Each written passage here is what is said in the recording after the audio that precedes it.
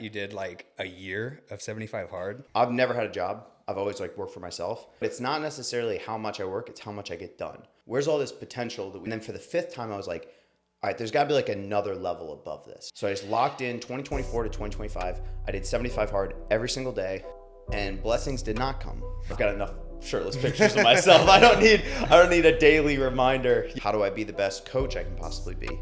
How do I be the best man I can possibly be? Athletes Ocean really came from, the ocean is like a metaphor for like bountiful resources, okay? We're giving the athletes that. I was literally like selling advertising space on the meme page and like paying my rent. Unanswered question in the wrestling world was like, what are they doing different? When we went to France, Poland, Guatemala, Norway, Serbia, like Army West Point dudes are the freaking best, by the way. When you're upside down, you're like, I'm so grateful. Yeah, 100%. Yeah, absolutely. He's taught me and sent me so many times. He died 4 times. So if you got a bump, get it checked out. We're passing the Neosporin around the house. Orange cap, baby. Yeah. Just have fun.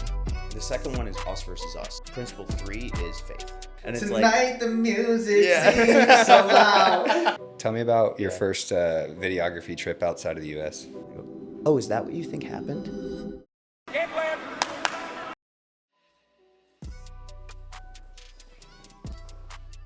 Let's go.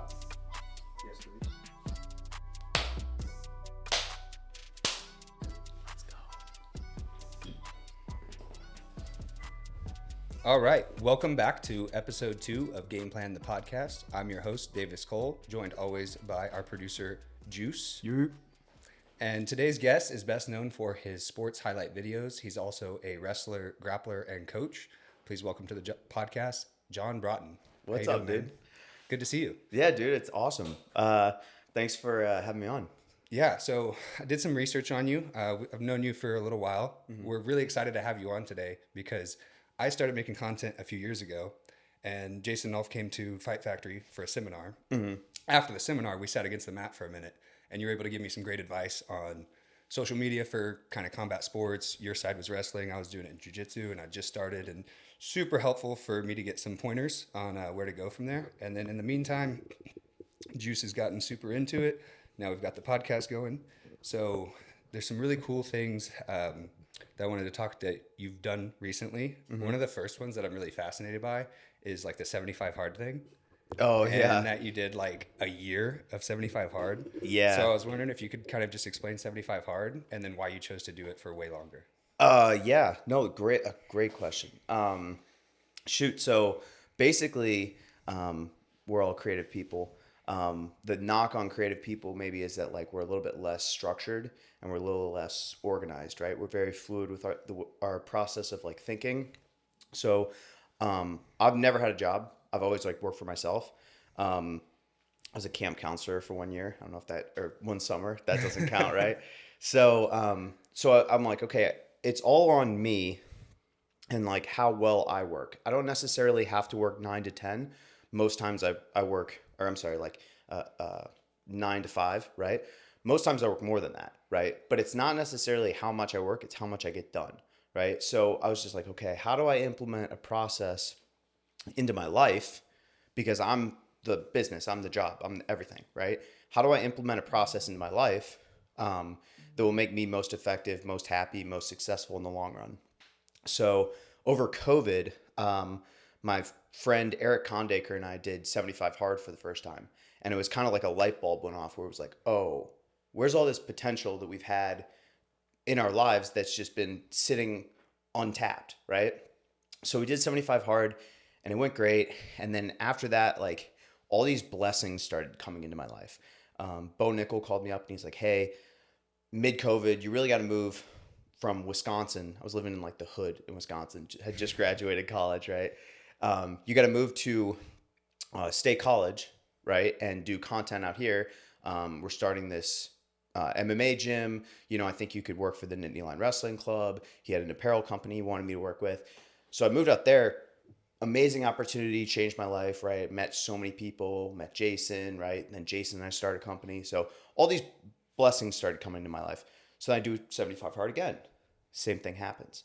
I do 75 hard, I lock in, I level up, I get momentum, and then I've got blessings coming into my life.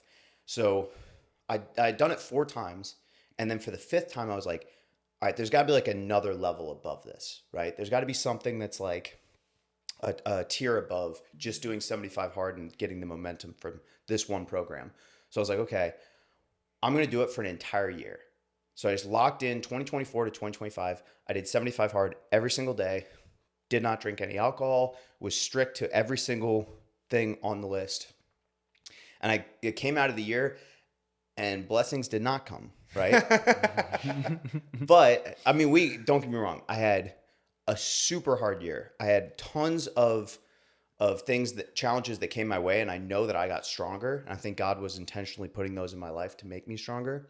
But then I came out of that, and I had some drinks on the day after New Year's, right? Because I waited for it to be a new year before I had to drink. But then I was like, I'm gonna make adjustments to this because I don't think that there's some things in the program that are most ideal for my life. Like taking a shirtless progress picture. I've got enough shirtless pictures of myself. I don't need a daily reminder, you know. The world doesn't though. So, you know, you got to think about the people. So yeah, no, I think the first time you do it, do 75 hard all out. But I was like, okay, I've done it 5 times and I just did it for a year.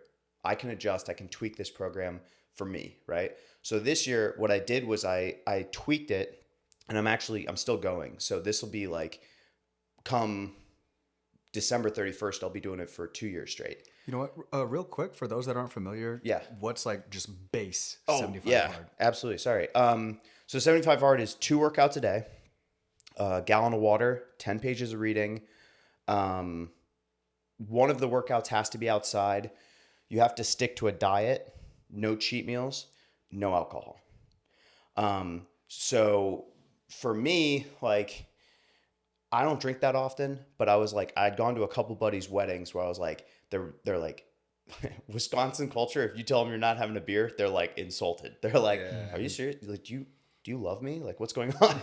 I thought we were friends. Yeah, like I thought we were cool. You you cared about me, bro. Like, yeah. So, you know, and it's like a bachelor party. It's like, look, I don't drink that often, but I'm gonna have a beer every once in a while. It's not really like a big thing in my life. So after doing a year without it, I'm like, okay, I'm gonna change that one to one chapter of an instructional for jiu-jitsu, right?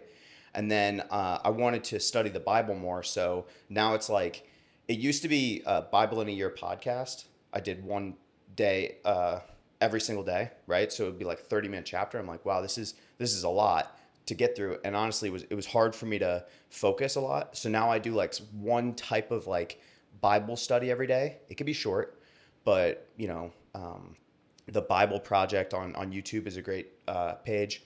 So I got those 2. Still work out twice a day, 45 minutes each. I don't have to do an outdoor workout because I want to train martial arts more. And then I have affirmations that I say. And then I am, let me see, 2 workouts, 10 pages of reading, Bible in a Year podcast, jiu-jitsu instructional affirmations. So those are my 5, right? And it's like, if I do those 5 things every single day, I know that I'm getting better. I know I'm etching towards my goals, right? And a lot of other things that like my diet's not perfect, but I don't have to remind myself to like eat healthy, right? And so those things I've found are like the things that kind of keep me on track. But as I grow and as I do this program, like I'm already gearing up for year number 3, right? I already know year number 3, I'm going to like, okay, I'm going to make certain tweaks because I can be more optimal in this way or more optimal in that way. So yeah, that's it. That's just the way my brain works. Yeah. And like the way I try to like handle myself the best way, you know? Well, and I think where we can both relate is like the kind of independent contractor lifestyle. Yeah. Right. So training all the time. I think the training's the easiest part because we probably all love training. So that part kind of goes without saying, but yeah, it's like you have to you're your own boss. So you have to kind of figure out what works for you. Right. And you've piqued my interest enough that I may have to give it a go.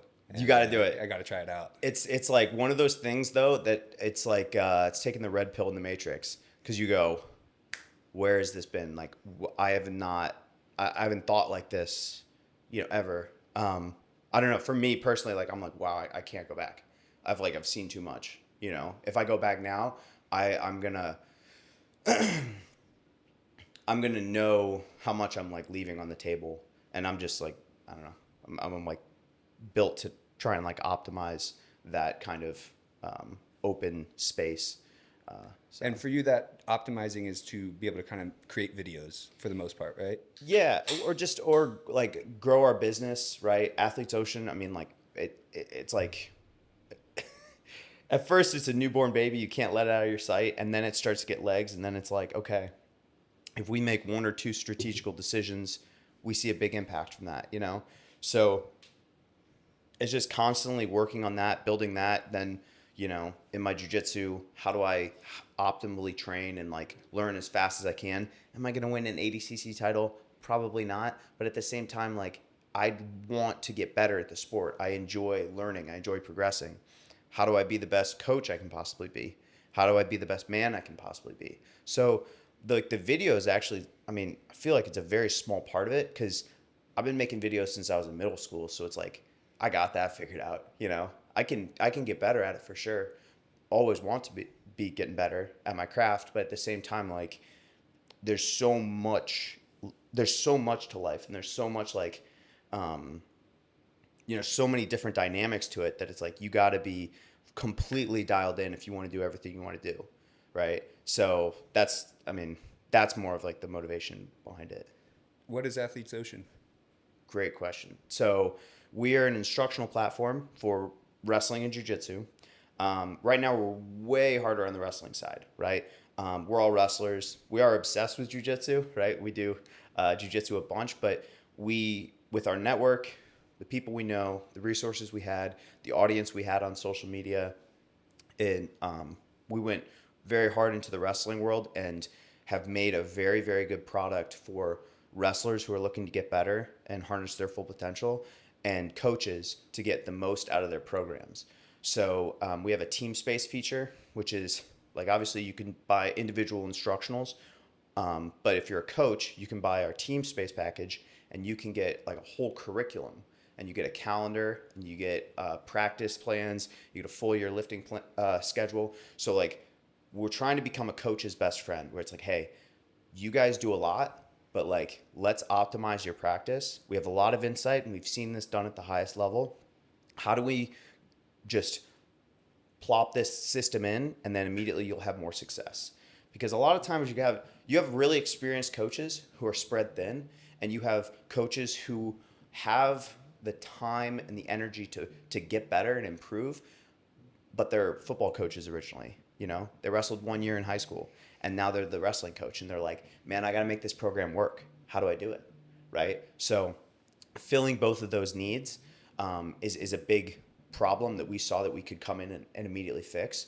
And then the instructionals, man, who doesn't want to learn how to run through an underhook like Trent Hidlay, right? Who doesn't want to learn how to ride legs like Ridge Lovett? So like that part's really fun for me because I'm like a nerd in the sport, and I just love learning from like the best of the best. Like if Mitchell's going to talk to me about misdirections, he's got my attention, right? I'm locked in, I'm learning, because I'm like, wow, this is somebody who's really, really studied the sport, watched the best in the world, and he's telling you what he thinks is important. It's like, he's done all the studying. I trust his insight. So, you know, you guys being jiu-jitsu guys, you know the impact instructionals have. I think the wrestling world is like figuring that out, and the potential is so high. I say this all the time, like the story, I think Gordon tells it all the time, where it's like, yeah, like Brazil cooked everybody.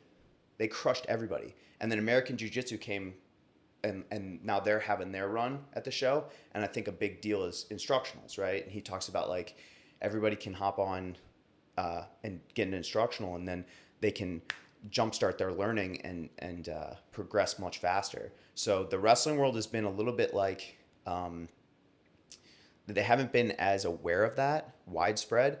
And I think we're going to see a big change because I want to freaking smash the Russians. You know what I mean? I'm surprised to hear that you have, as a wrestler background, a takeaway where jiu-jitsu kind of provides something back to wrestling. Because 100%. As a jiu-jitsu coach, I see it the other way, where our sport is finally hitting a better point of its evolution because we're finally getting wrestling. So I did want to talk with you about that crossover of what is jiu-jitsu missing from a wrestling perspective. But it's Yeah. fascinating that you actually think that wrestlers have some things to learn from the jiu-jitsu guys too. So it's like it's like they're let's call them equally developed sports in completely different arenas, right? Because when you're a jiu-jitsu guy, most jiu-jitsu people get into it as adults, whereas most wrestlers get into wrestling as a kid. And as soon as wrestlers have an income, they stop wrestling. There's no wrestlers who have full-time jobs and they go wrestle unless they're a coach, right? So like jiu-jitsu is like, it's all hobbyists. And because of that, you guys, well, I mean, like learning jiu-jitsu instructionals, I'm like, I have the awareness of a fully developed brain, right? And I have the time and energy to focus on like the little details, right? And then kids are like, I'm just going to double leg him. Like, I'm just stubborn and I'm just tough. So like jiu-jitsu in its technical development and its like attention to detail is maybe a little bit higher, but then wrestling in its stubbornness and it's like, hey, positional control and just like holding on to a position and winning that thing because you're just like, I'm just going to run him over. Wrestling is miles ahead of jiu-jitsu. Yeah. So like the two are very they're like equally developed in different aspects, like we were saying. But then you see jiu-jitsu guys are like, no, you need to be tough and stubborn in a position. And they're freaking really good. They're like the highest level guys thinking that way. And then you see wrestling coaches, they're like, it's this tiny little detail right here, you know, something that like you would see a jiu-jitsu coach show and you're like, that coach is miles ahead of like other wrestling coaches. So it's kind of the blend of the two worlds that I think is where people are finding the most success. Yeah, I've been excited to have, like, when you and Jason came to the gym, Yeah. for just one seminar, how much that changed the gym and gave us an opportunity to like learn more takedowns. Like even for myself, I'm still hitting stuff that I learned in that. Really? That Heck yeah. I've been doing jiu-jitsu for 16 years and we just don't learn those things, Yeah. you know? So it's been cool for me as a coach to get access to more wrestling coaches and start learning things so that I can kind of help the other guys. And I think that jiu-jitsu has still a long way to go in taking in more of that knowledge from wrestling, and especially the grit too, and the style where they're actually trying to be intense and fight for position. You know? Heck because I'm a classic jiu-jitsu guy that I will not fight you over position whatsoever, and I'm just gonna let you pass and try to buggy choke you or something. Yeah, you yeah. know? So, What takedowns were you using from that seminar? like clearing collar ties with like patting the collar tie to get the punch underhook. Heck yeah. And then a lot of like using the shallow underhooks to get to body locks. Yeah. And just kind of rinse and repeat. Because in jiu-jitsu, we kind of wrestle for the rear body lock. Yep. Opposed to like trying to actually take them down. Or at least for me, I'm Yes. not really looking for the takedown as much as I am getting behind them. Mm-hmm. So getting the body lock and then getting behind is kind of the pathway. And he gave me some skills in the hand fight that really helped there. There's so many little differences in wrestling for wrestling and wrestling for jiu-jitsu too. Yeah. Like I've gotten foot swept more times than I care to talk about. From like a wrestling base against a jiu-jitsu guy? Oh yeah, because then there's just like they just take the weight off, and I'm like, no, my foot should have more friction there, and it's like, gone. And that could be like a shoe thing, right? Oh, You're used to for shoes. sure. Yeah, difference of not having shoes, a little bit higher stance, and then also, like you said, like you're chasing the rear body lock. Like shooting is a little bit overrated in jiu-jitsu. Yeah. Like Yeah. it really is. I mean, Ethan Vistro has guillotined me more times than I can count, and I'm just like, I'm gonna take him down. And he's a good wrestler, right? You're talking about the kids. You're like, I'm just gonna double leg them. Yeah, exactly. That's what happens. You double Yeah. leg him, he guillotines. Yeah, acting like I'm enlightened. I'm literally doing the same thing every Monday. But yeah, no, I mean, like I'll shoot in and he'll pull me into a front headlock and choke me out, and I'm like, okay, that's not gonna happen again. And then I'll shoot again and it'll happen again. I'm like, okay. Shooting is it's a bit overrated. Like Fool me 8 times. Joke's on you. All right, yeah. Fool me 8 times. So I mean, like some of that stuff, like you're saying, like shallow underhooks and stuff like that, chasing the back, knowing how to swivel your head, and then even just like the dilemma when you go far knee pick. It's like in wrestling, you running him over and putting him right to his back is ideal. So you're like, oh, it's there. I could go and force that. But in jiu-jitsu, it's like, I'm going to force the underhook more and chase the back. Because if I can get rear standing, now I got their back. Yeah. So it's all those little nuances, all those little little changes. You've started Athletes Ocean with Jason Nolf. Yeah. So tell me about meeting him and kind of where you guys met and then what happened from there. Yeah. So the first day, like, I basically did like a trip to state college to kind of just like figure out if it's what I wanted to do. I was pretty sure that was what I wanted to do. But Bo Nickel like hosted me like it was a recruiting visit, right? It was so cool. And so he just like showed me around town and he introduced me to Jason. I started doing a little bit of content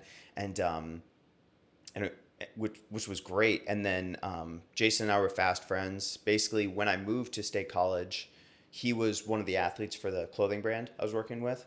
And then I was living at Shakur Rashid's house or apartment. I was subletting it. And he goes, yeah, man, like next month you're going to have to move out. I'm like, oh, dang, I got to find another place, right?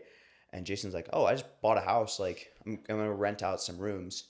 And I show up to like the nicest freaking house. And I'm like, how did I deserve this? You know? And so I started renting a room there just because like it was easy and Jason's a cool guy, right?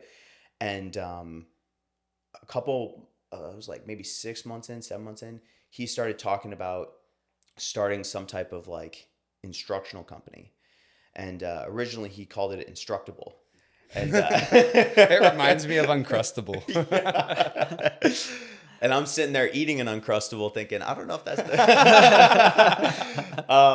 yeah. So then he looped in Gino Morelli. They started working on it. And then I was like, dude, I want to be involved. Like, you guys need a video guy.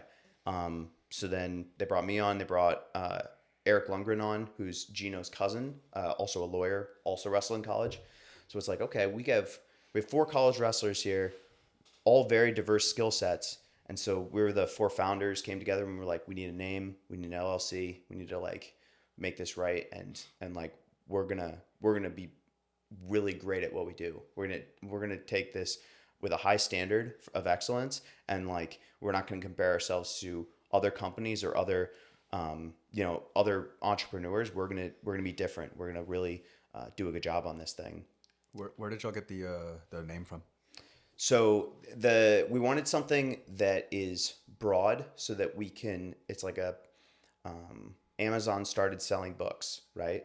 And if it was Amazon Books. Yeah, Booksy.com. Book Jungle. Yeah, Book Jungle. Yeah. Then you don't have that flexibility. Yeah. Where we're like, if we make it sweet, the wrestlers will be fine. You know what I mean? So, and then Athletes Ocean really came from the ocean is like a metaphor for like bountiful resources, right? And like endless opportunity and all of that stuff. So it's like, okay, we're giving the athletes that. And if we can give the athletes that and then we can buy into this vision, we really brand it as just Ocean, right? And then the Instagram page, I had a wrestling meme page. I wanted to talk about that too. And so in high school, it was like a wrestling shoe Instagram. And so I bought it from this guy for like $50. He had 2,000 followers. I was like, that's so many followers. 2,000? Are you serious? I was like, this is like dark days of Instagram, right? Like a million updates ago. But yeah, like that was a lot of followers. So I grew it to like 3,000 followers and I was like, I'm the man. Right? I am so cool. But then, I was a freshman in college. I was wrestling at UW Whitewater. And I was like, I am just going to spend all my free time making memes. And I was like, it was a wrestling shoe page. And I was like, I'm going to make it a meme page because there's no meme pages out there. Now there's a ton. There's like so many funny ones. Right? And what year would this have been? This is 2015. Okay. Yeah. And Pioneer. Trailblazer. My favorite picture is it's like this annoyed teenager, right? This annoyed teenage girl, and she's like crossing her arms and rolling her eyes. Her dad's like this, and the caption goes, "He doesn't even have a job. He's a meme lord, daddy." I was like that was my life in college. Yeah. I was like, you're like, I'm him. I'm that guy. That's me. And so literally, like I would just sit on my couch and be like, guys, no one bother me. I have work to do. Yeah. And then I would just like giggle to myself making memes on my phone for like 2 hours straight. And so I posted every single day, right? This is like, I mean, basics of Instagram. I posted every single day, and I made something that was like, every time in the caption, I was like, send this to this dude. Like, you know who this is, tag him, right? Just trying to get more people involved in it. And so then it was like, okay, by the end of the year, I have 11K. But then I'm closing in on 20K, right? Now I'm like, oh, do I do shirts? Like, how do I monetize this, right? And then 50K, and then it just like keeps growing. And it's kind of a snowball. Like, the bigger it gets, the faster it grows. And I graduated college. I had 104,000 followers on Instagram. And I was like, my senior year, I was literally like selling advertising space on the meme page and like paying my rent that way. Wow. And so I was like, oh dang, this is like a thing now. You know, it was just like kind of this fun thing to do with friends, and now it's like it's a serious like investment or serious asset. And so when we started Athletes Ocean, I was like, man, I haven't posted a meme in a year, and my following had slowly dropped down to like, I think it was like 84,000 at the time, because there's bots, dead accounts, right? Stuff like that. And then not posting. So when we started Athletes Ocean, I was like, guys, I got a heck of a shot in the arm, you know? Like, yeah. And so I told all the followers on the page, I was like, hey guys, like, it's been a fun run with memes, but I'm a professional now, and I've got to like, you know, do this with the company. And the audience like completely bought in. Like, I don't think we lost any followers. Wow. And so everyone was like, yeah, dude, like, kind of, we still get messages where like, I've been following this since this was wrestling jokes, like in the early days. And like, it's cool to see like where it's, Did you take into. the meme lord page and make it Athletes Ocean? Oh yeah, sorry. Yeah. Okay, I see. Yeah. So I literally it was wrestling jokes, and then I archived all the memes and I just switched it over, and then I posted like a video of me walking, and I was just like, hey guys, we're starting a company. This is the page now. Like, it's for wrestling. It's like the best thing that you're going to love it. And the really cool thing about it is like, a lot of those kids that were enjoying the memes were now like college kids or coaches. And now they're learning. Right. And now they're learning and like giving it to their kids and stuff like that. So it was funny, like the actual like target age worked out pretty well too. Grew up with the page. That's really, really cool. Yeah. What is like the secret sauce on how you can come up with the joke part? I mean, there's so much creativity in. Oh my goodness! How did you find like? Did you find like templates of like an existing meme? Because I see that, right? Like you can kind of reuse memes for different like subcultures or niches or something. So was it partly doing that, and then somehow you could come up with your own memes? Like, how did that work out? So huge shout out to Isaiah Doan, Eric Kondaker, and Christian Dischler, because what we would do is we'd send each other memes from like the worst meme pages, like the deep baked memes, right? And like way too over the top with the humor, right? But yeah, like the picture, and be like, okay, if it's a picture of regular life, can I associate it with wrestling? Yeah. And if it's a picture of wrestling, can I associate it with regular life? Right. And so like, that's kind of the way I looked at like every wrestling picture I had on my feed. I was like, does that remind me of like throwing a little brother off the bunk bed? You know, it's like something like that. Or like trying to, you know, convince mom to make toast or strudel or something. And then if it's a picture of regular life, can we associate it to wrestling? So we would sit at UC breakfast, and I would like show him a picture, and Dish would give something that was so inappropriate and so over the top that I couldn't post it in a million years. And I'd be like, all right, that's our starting point. And then like everyone would kind of pile on that, right? And it would be like, how do we make this so raunchy that John can't put it on his meme page because now he's getting sponsorship money? And but then like from that, you know, like there were a bunch of jokes that just kind of flowed naturally. And I imagine after some time, like that makes so much more sense of breaking it down to like wrestling related picture and then finding a real life comparison and then the real life back to wrestling. That makes so much more sense now. And now I'm like, I want to figure out how to make a meme. That's so, and sometimes I see him from random movie clips, and I'm like, someone was watching this movie clip and then thought exactly like that back to some other niche. And it blows my mind sometimes when I see how creative people can get and how much a meme can communicate too. Because I'm sure you hit your audience because people are like, oh yeah, that is like when my brother's on the bunk bed or whatever. Yeah. You know? Oh, this guy gets me. Exactly. Oh, that's it. I feel so seen right now. there's some great jujitsu meme pages. For sure. Oh, sure. they talk like I feel seen when I see, you know, when I like I'm going through them. I'm like, yeah, that's it. O's Nation knows me. Yeah, that's a White a belt great tears one. understands my Yeah. struggles. So when you were saying State College, what is that? Where is that? Oh, so dead center of Pennsylvania. It's where Penn State is.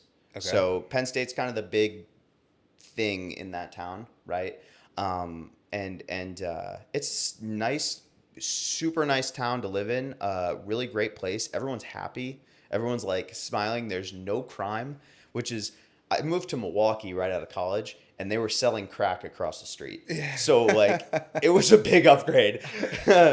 And then, there's just like, it's just golf courses, rolling hills, you know, and like, just really great people. So it was an easy sell for me. And then I've been a Penn State wrestling fan for pretty much since I started wrestling is when they started their dominance, right? And I was like, man, these guys wrestle like they're so many steps ahead of everybody else. So for me, it was like a dream come true of like going to film for Penn State and the coaching staff there, getting to know a lot of the guys, and really become great friends with all of them. And what's really cool is like the unanswered question in the wrestling world was like, what are they doing different? What makes them different? And now there's a lot more out there than when I started there. When I started there, they were like, hey, John, like the guys who were on the team were like, hey, you know, like we love what you're doing, but like Kale's not gonna let you in the room. Just know that like there's no camera guys allowed in the room. And that's not just like because he's got something against you or anything like that. It's just like nobody's allowed in the room, right? And so the blessing really for me was COVID was happening. So they were practicing at M2, which is David Taylor's old wrestling club. Now it's Mark McKnight's. And so everyone was in there. And so it gave me an opportunity to just be in the room filming when it's like, well, it's not the Penn State room. You know, it's Penn State practice, but he's helping the pro guys out with their clothing brand and their sponsors and stuff. So, you know, he's a good dude and like he won't release anything without checking first. It's like, okay. So that gave me just like the littlest bit of like toe in the door, right? And then a Rockfin event came up and they were like, hey, like, you know, would you be able to help with some of the promotion for it? Because we really need to like promote this if we're gonna do like a pay-per-view card, right? Because it's like a flow card or like any of these things where it's like they only make money back if like they have a bunch of viewers and all this stuff, right? So they were putting their own card on though. It wasn't like a promotion or anything. So they needed a little bit of help on the media side. I was like, yeah, dude, I'm in. Showed up, worked super hard. I did the first one for free. And actually, I'm sure I did because I just wanted to be involved, right? And then from that, it was just like, oh, well, you did that. Can you do the next one? You do a little bit more. And then I never forget, like, Coach Cody, who's the assistant coach at Penn State, calls me up and he goes, hey, like, we got some guys, like, going to France to compete at a tournament. Like, you want to go and, like, make a vlog of it? And I'm like, yes. Like, put me on the next flight out, right? And then it was like, then we went to France, Poland, Guatemala, Norway, Serbia, like all these different countries. Yeah, just to like film the world team guys going to compete. And then I started making like documentaries out of it, right? And so all of these like stories that were going like kind of untold, right? Like finally get to kind of like follow those guys and give them the media attention that I feel like they deserve. And like Flow Wrestling does a great job of like event coverage and like in-depth documentaries, but there's kind of like a club aspect to it too, where it's like, hey, you're following just one club and like one group of guys throughout this entire journey, you know? And Penn State was super closed off to that.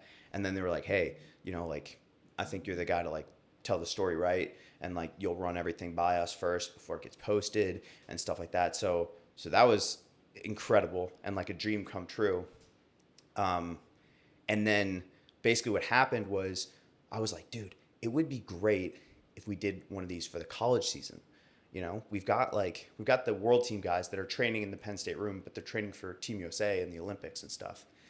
It'd be great if we could like do one on the college team. So I wrote out like in this book, like these are going to be the characters. These are going to be the plot lines. These are going to be like the things we focus in on. These are the interview questions. And I show up to practice, and this is like sent from God. Like, I'm convinced, right? As Kale goes up to me and he goes, hey, like, do you think it'd be cool to do a documentary on the college guys this year? And I'm like, here are some of my ideas. This is perfect, right? Yes. So 2021, we did a documentary on the college guys that has not been released yet. Hasn't been seen by anybody. It's like a 3-part documentary telling us exactly why they're the most successful, I think the most successful sports program of all time. Wait, why hasn't it been seen yet? Is it you haven't released it? They don't want it released? They like still it. working on it? They like it. It's approved. It's done. I worked on it like for 4 years, finishing it. Like, it was just me. I had a full-time other job, a startup, like all the other things, right? And I was like, I just got to prioritize this. One of my 75 hard tasks was 30 minutes a day on the documentary. On that 1 year, that's the only reason it got done, right? So basically, I added so much match footage in there that the price tag of what it would take to get released, to license all the footage is so high that, like, I don't know if we're going to be able to like find the money to do it just to get it out there. Like, forget about paying me, forget about making it an opportunity to fundraise for the program. The price tag to get the footage license from the NCAA is absurd. And so I'm like, dang, dude, this might be like the greatest documentary that nobody ever gets to see. So I'm trying to figure out what to do there. If it's like a GoFundMe or it's something to get it, like the initial money to buy the rights to all the footage, because it's good, man. Yeah, you're bringing up 2 points that I've dealt with, and I think Juice has dealt with a little bit, where when you want to be a content creator, you aren't always allowed in the room, like you're saying at Penn State, right? And then I've shot at tons of events that are on like paywall subscription platforms and working out different deals with the promoters of like, can I shoot this? Yes, but you can't post anything until a week later so we can get our pay-per-views, right, things like that. So I totally understand like the delicate balance of trying to find ways to get in access to places to shoot, and then publishing that without consequence, where it's like there's certain things that I have that I am conflicted on where I can post it, right? Or even going to events and being told I can't do video, only photos. Yeah. Where it's like there's those constraints. So it seems like you were able to just kind of be at the right place at the right time at Penn to get what I imagine in like the wrestling videography world is like the holy grail of access. God, that's how I feel. Yeah. Yeah. So that's a challenge that, like, would you say you've kind of felt any of those struggles of like, for sure, where can we film? Can I get into the room? It's like, oh, photo only, no video. All right, I'm gonna take photos at 120 frames a second and take I'm gonna hold the shutter down. And record with a mic and take a secondary mic. Yeah.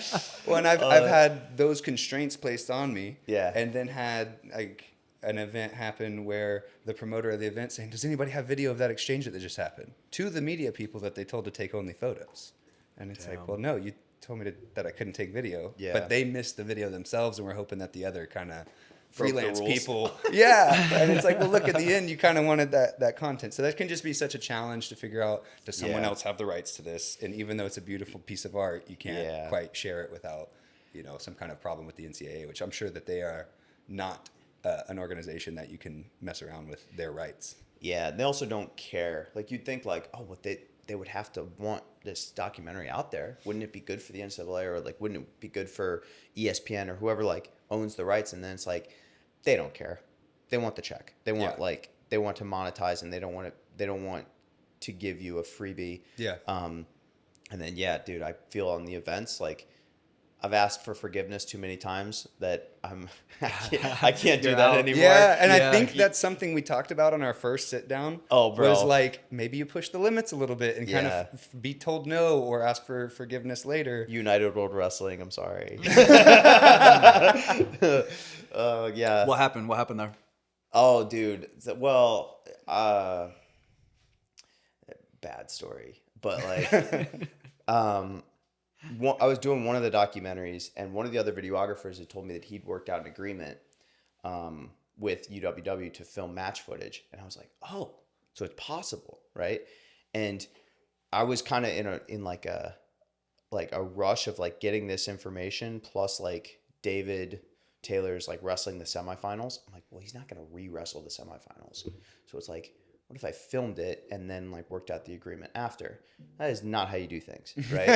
And so like, I was an idiot. And then basically they almost kicked me out of the event. And now like anytime I go to like a United World Wrestling thing, it's like, for good reason. Like I did it to myself, right? But they're like, we don't trust you. Like you, yeah, you know. So they'll like walk me through like, again, no filming the matches.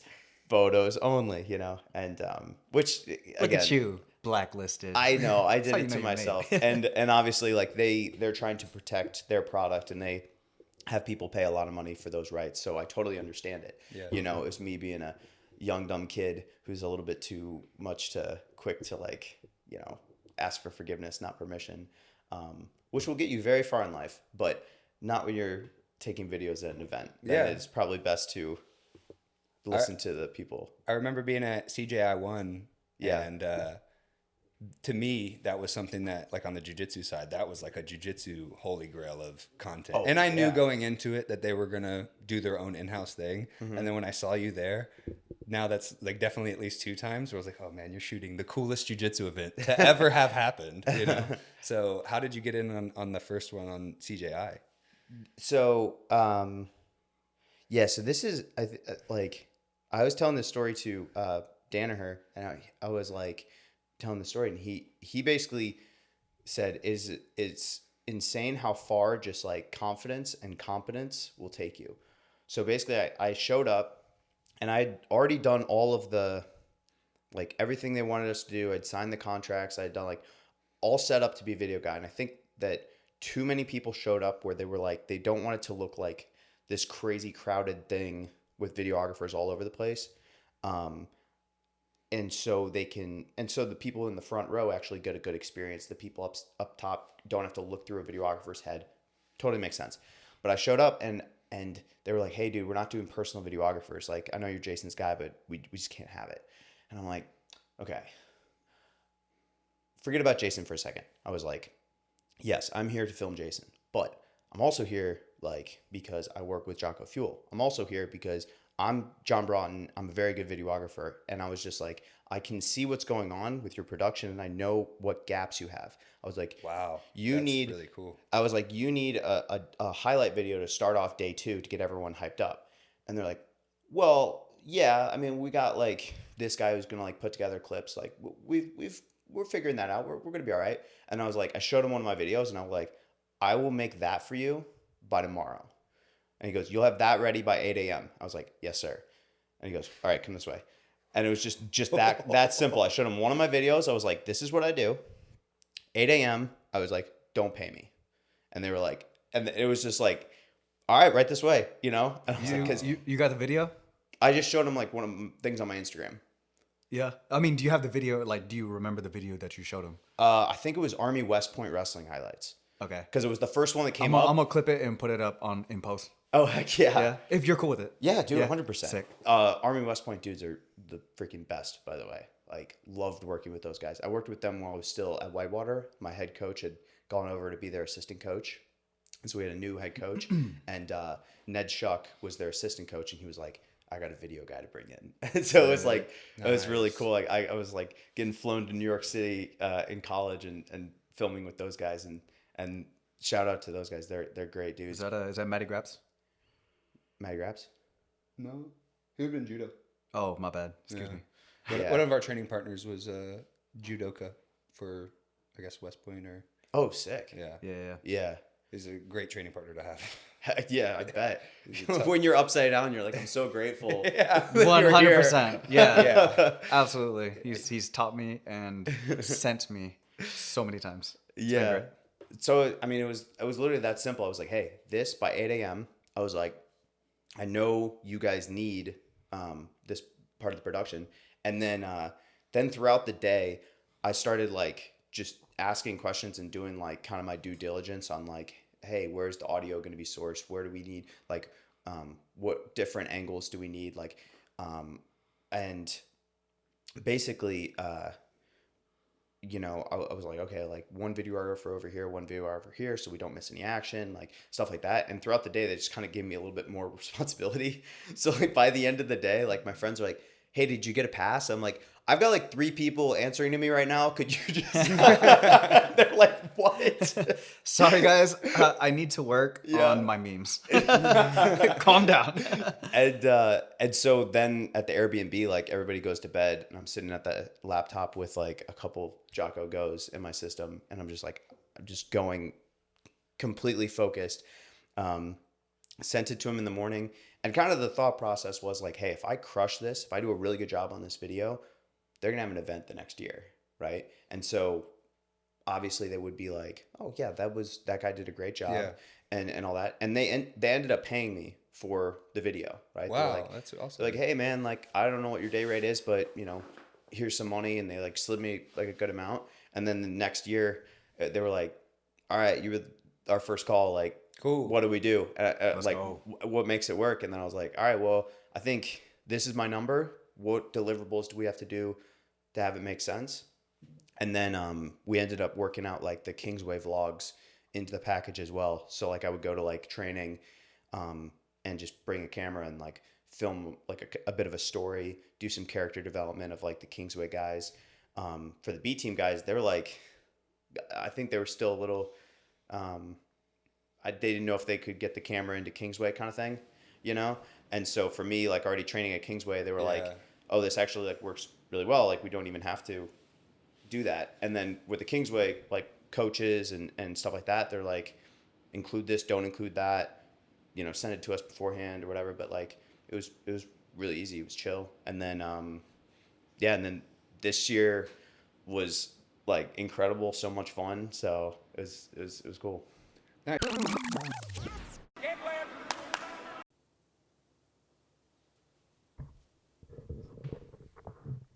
Hey, yo. Real quick, just want to let y'all know that this episode is brought to you by Skilltree.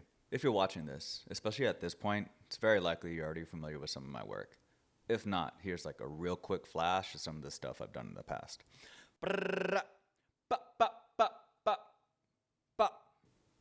Anyways, if y'all need something like that or something like the pod setup we got going on, just hit me up. I'm on Instagram at weeko.skilltree.something. You can just take your pick. It's all me. Or you can email me at weeko@skilltree.mov. Thanks so much for sticking around, y'all. Like, truly. And hope y'all enjoy the rest of the pod.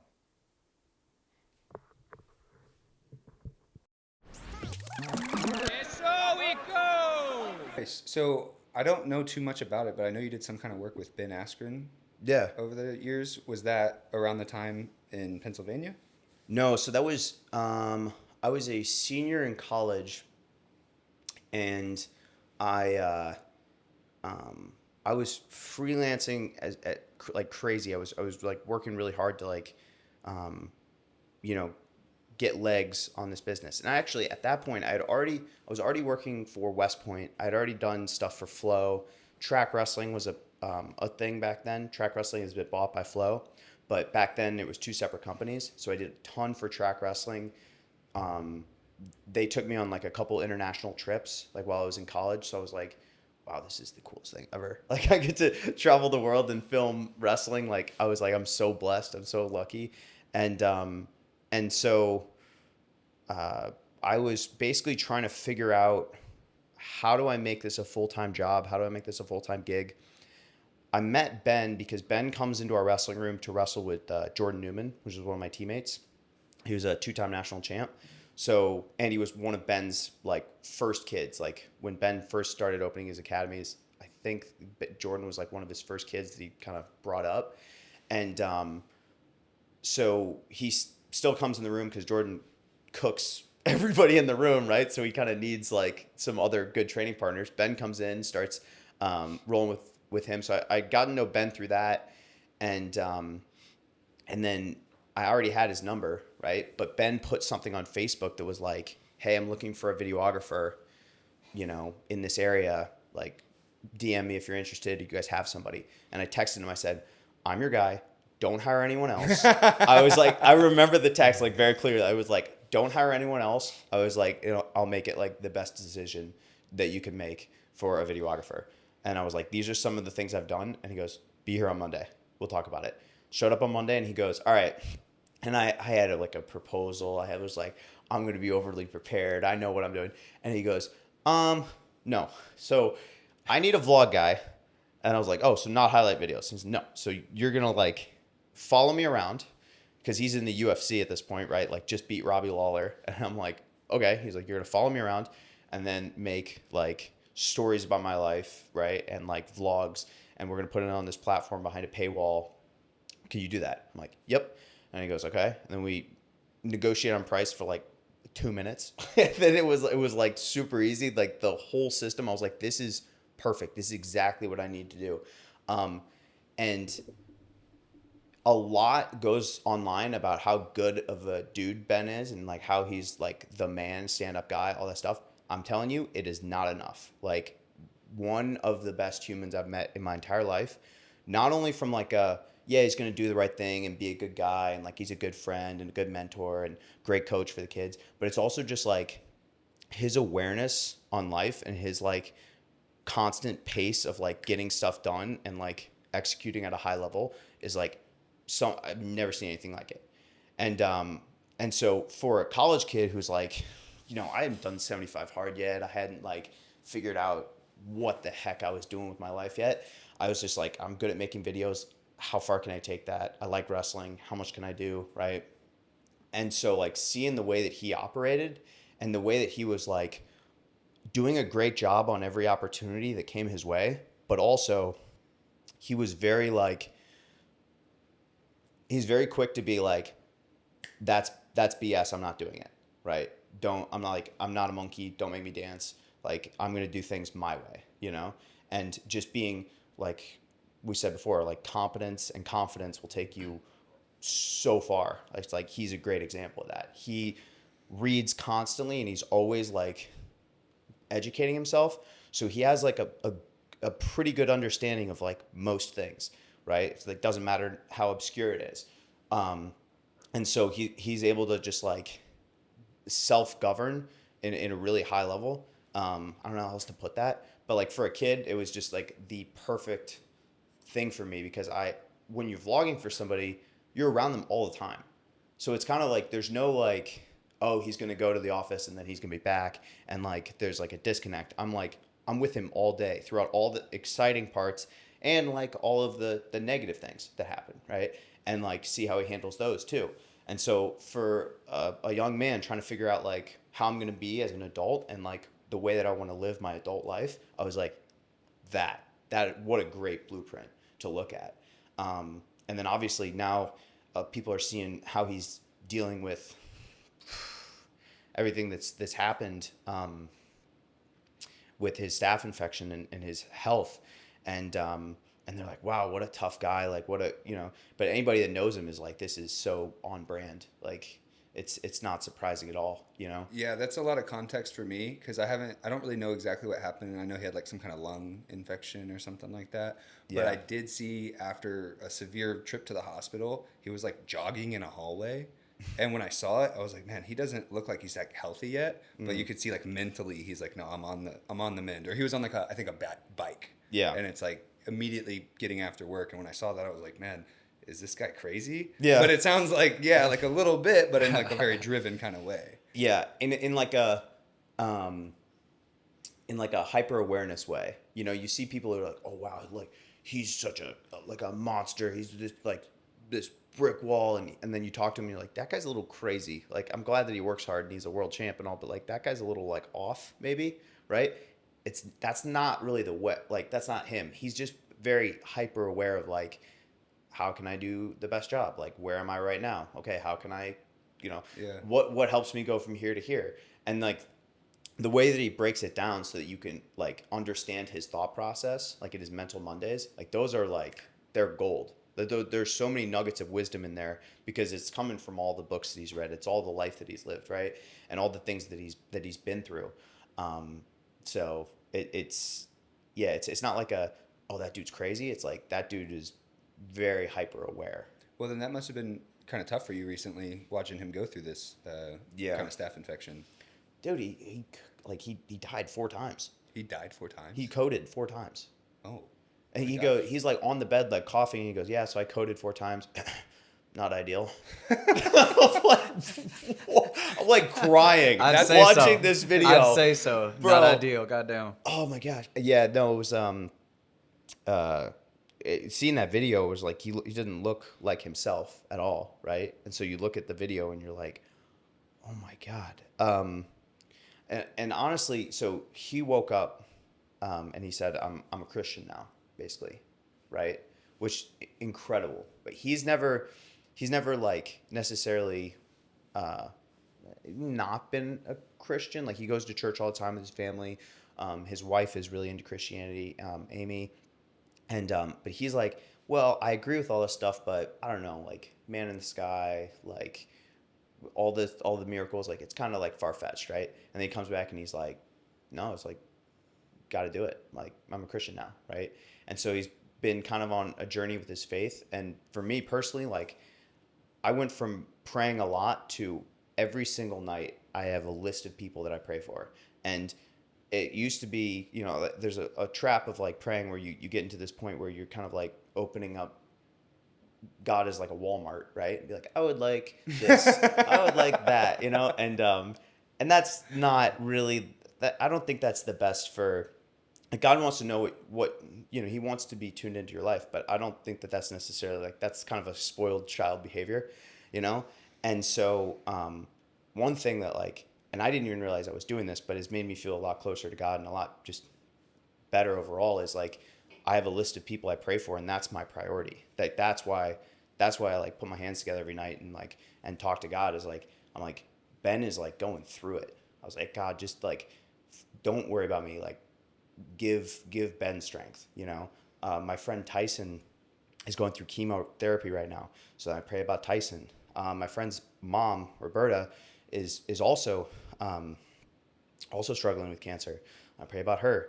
My friend Nick Shipkin used to roll at our jiu-jitsu academy. He's gone through cancer. Really young guy, and so I pray about him and his recovery. He's gone through his last round of chemo, but I still pray about him. Pray about my Aunt Mimi. Pray for my parents. I started praying for this girl's dog. The dog has made it in there and that dog should feel blessed. But yeah, it's just like, I don't know, that list of things has just been really big for me in my faith. Just being like, don't worry about me, God. I'm so grateful for everything that you give me, but like, please help Ben, help Ben through this. So prayers answered. He's okay. I was going to ask, does he seem to be on the mend at this point? Yeah. He's starting to show some improvements and seems like there's a little bit. Yeah, he's like, oh, I thought I'd be further along by now. I'm like, you are breathing and we're talking. Yeah. All right. Just dude, like, I mean, I don't know if I've ever met anyone that's like, what did you say? Flatline or something? Yeah, coded. Coded, yeah. So like to come back from that, I don't think I've ever met or talked to anybody that's gone through that. But just coming back from that alone. He said coded 4 times. Not ideal. Not ideal. He goes, so that's not ideal. Yeah. It's like, dang, dude, the delivery. Well, accurate. Like you're at the hospital bed's kind of on point. Yeah. But yeah, and just the perspective that he must have, But I was able to go to Wisconsin and visit him recently. Oh, nice. And did a shoot out there, and then I was just like, well, I gotta go say hi to Ben, of course, right? And one person, sorry, I should have mentioned this.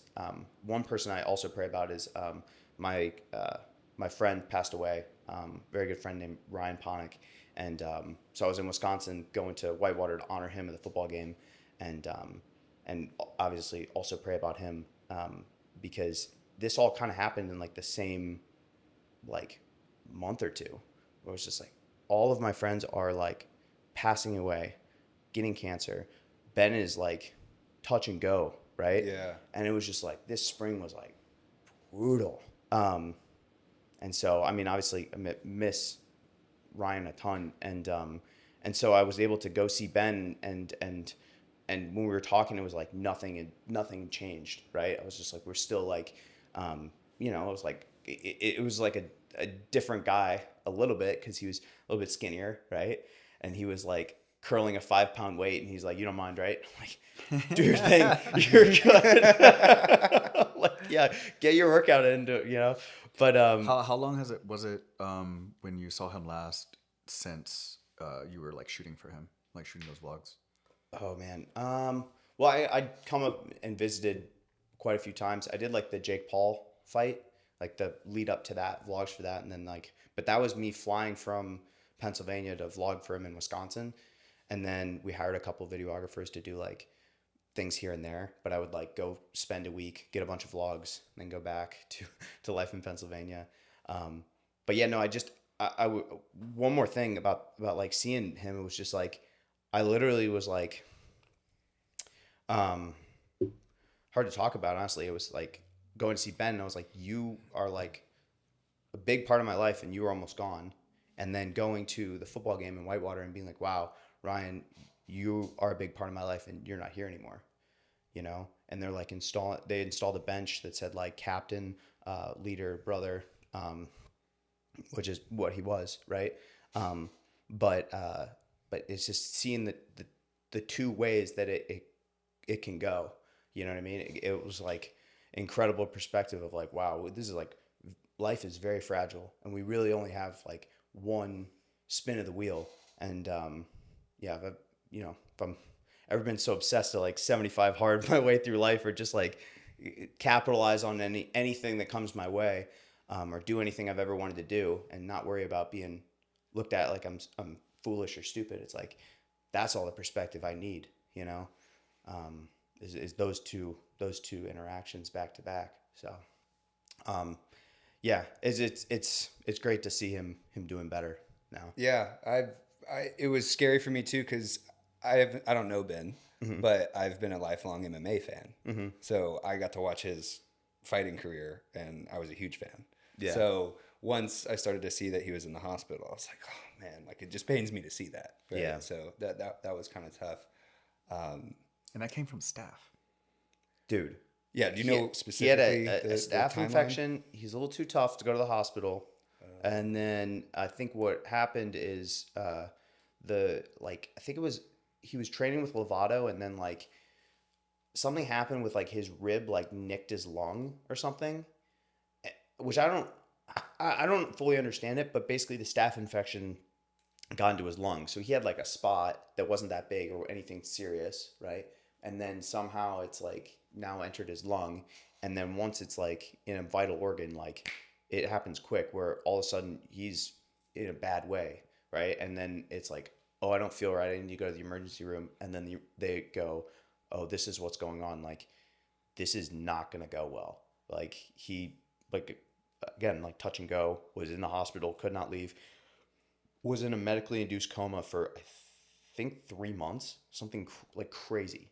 Cool. And a lot of like, yeah. And man, and a lot of like the information out there were like, Ben's back home, and it's like, he's not. He's in a hospital in Wisconsin because he was transported, still in a coma, back to the hospital in Wisconsin, and then my buddy told me, actually, he's like, dude, he had nobody knows this yet, but he had the lung transplant last night, and like right now they're just seeing like whether or not it takes, so then there's like this whole point where it's like we're sitting here like, dang, dude, like are the lungs gonna like start working, or is the body gonna reject them, and then there's like key dates. It's like immediately it might happen, or I don't understand this. This is the bro science understanding I have, right? But immediately they're rejected. 6 months, they might be, they're kind of like, that's a big milestone. And then like a year, and after a year, then it's like, it's really low percentage that they'll be rejected. And that's kind of like the big milestone to hit. But it's like, even now he's like, oh, I thought I'd be farther along. And it's like, dude, you like, it's it's still like a big. You're doing better than you were. Yeah, you're doing better than you were. This is still a big thing, you know. So if you got a bump, if you got a funny bump, Yeah. get it checked out because. Oh yeah, no kidding. And I'm sure if you grew up wrestling, you've probably been around the infections on your skin that you can get from Yes. the mats. And Yeah. still training jiu-jitsu, I'm sure that's something that we all deal with. It is. Do you find you get it more? You got it like any random infections or anything like that, wrestling or more in jiu-jitsu? No. Bad press either way. Yeah. Yeah. It's so bad. Yeah. It's terrible. It's the worst part about both sports. Yeah. It's so gross. More jiu-jitsu, I'd say. Do you think there's any particular reason for that? I don't know. I don't understand it quite enough, but I think that there's something. I keep thinking it's like maybe like the I thought it was the weather down here, but staff is kind of like up everywhere, which is kind of crazy. It's like we're talking about like it's COVID numbers, but I really think that it's like more people are like getting it everywhere, and so it's kind of a problem that needs to be addressed in our sports, both of them. Right? I've talked to several people, and they're like, yeah, I never got staph, I never got ringworm until I moved here. Yeah. You know, I'm like, oh. That definitely seems to be common, especially Right? from drier climates. I've heard that from a lot of people. So it's recently. something maybe with the drier climate. I think it makes sense to have less like fungus, for example. Yeah. Right? It's more dry, a little less opportunistic environment for it. Mm-hmm. Yeah, I don't completely understand it, but obviously been through the ringer of like, oh, now I have this, now I have that. So to the point where like I'll like bring an alcohol spray bottle and like I have it in my car and I'll spray whatever is open wound after practice and training, right? And then like we're passing the Neosporin around the house, you know, we've got the Lotrimin Ultra going. Yeah, it's just Got it's that, what it is. Got that orange cap, baby. Yeah. We talk about bathing in Lotrimin. Yes. Yeah, dude, I got like a stud like like the most annoying thing ever, bro. Dude, sitting here with us. Dude, like my wrestlers last night, they're like, what's wrong with your leg? Like taping up Quadzilla? And I'm like, bro, first of all, like, thank you. Second of all, like, I'm just covering a ringworm. It's dead. And they're like, you know, like, you ever give a high schooler information that they're just like, I can tell everybody that. Like, I'm going to just say that. Oh, they make that face and they walk away and you're like, shut up. Shut your mouth. So where are you coaching currently? Nolf Wrestling Academy. So Okay. Jason has a club that's run out of Round Rock High School, and we just got a freaking team of beasts. It's awesome. You know how frustrating that is from my perspective? I went to that high school and I started training in high school. Yeah. And had I had Jason Nolf wrestling when dude. I was going to high school, Bro. I'd be a completely different athlete. And just wrestling down here, it's brand new, right? The 512 Outlaw, Nolf, like now we have real clubs and places for kids to go train. That didn't exist at all when I was in middle school and high school. And I think maybe a couple of the high schools in the district, maybe some had a program, but it was just kind of non-existent down here. Yeah. So it's really exciting for like my jiu-jitsu students. Like we probably have some crossover of I was about to athletes say. that we've both worked with. So a lot of our best kids are also jiu-jitsu kids. And so something we're doing in our training, and this is something that like, well, I don't know if I want other wrestling clubs knowing this, but I think it's, I don't know, I think it's pretty smart is just like, we're like, how do we take the skills that they're going to learn at jiu-jitsu and bring them over to wrestling and vice versa, right? So it's like, yeah, like we want to make these kids who go do jiu-jitsu, like these are takedowns that are also going to work in jiu-jitsu, but also like, bro, kids coming from jiu-jitsu, they know how to ride legs.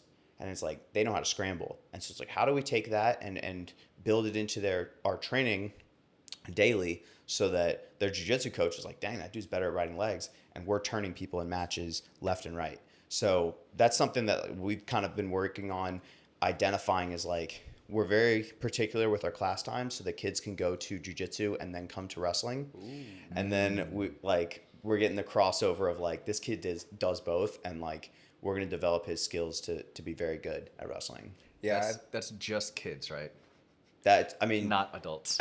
So this is, we get a lot of people who will come in. A lot of the guys from Kingsway will come in and do classes. We have to figure that out because I think there's an underserved need for adult wrestling that we could fill, and we just have to figure out like what that is. I think we're working on that right now because that would be cool. Let right? me know. Yeah, because your boy needs it. Yeah, let's go. We'll give you a call. Yeah, especially too with like Jason and I are like understanding more and more what works. Like we were saying, like for jiu-jitsu, not just like let's teach them some wrestling moves and hope they figure it out in jiu-jitsu. It's like figure out what's applicable. Yeah, like what? Yeah, exactly. Yeah. Yeah, like what works well and what is just like, no, that's a niche wrestling move. You know. Yeah, we have our wrestling coach is Brandon Crone. Mm-hmm. I don't know if you know him. Yeah. But me working with him has been great because as a jiu-jitsu coach, I've taught takedowns, right? And my takedowns would be on the side you're talking about, takedowns that are in the jiu-jitsu context, right? So it's not going to be like as much of a wrestling style. But now that we get to work together, it's so nice to have like the passing of the torch part, where it's like, hey, if you're an athlete here and you really want to get better at takedowns, work with him. Yeah. And then when you get behind them, we'll work on the rest of the jiu-jitsu from there. Right. But it's been really nice as a jiu-jitsu coach because I think in the past, jiu-jitsu coaches were kind of doing two jobs. Yes. Trying their best at being a wrestling or judo coach or something like that while being a jiu-jitsu coach. And it's really helped me further refine my jiu-jitsu coaching while having like an expert to kind of like refer to for the takedowns and stuff. But then at the same time, still learn from him so that I can get better at those takedowns. So it's been all this, you guys coming down to Austin and bringing wrestling, we're just scratching the surface on this crossover of wrestling and jiu-jitsu. And like you said earlier with the instructionals, I do agree because I'm a big consumer of those. And over the years, it's insane how much you can learn off those. And I guess that's where jiu-jitsu is a little bit, that was like a unique thing. I don't know where they got the idea from as much, if there's like other industries that do instructionals like that. But I think the other part of that was the timing.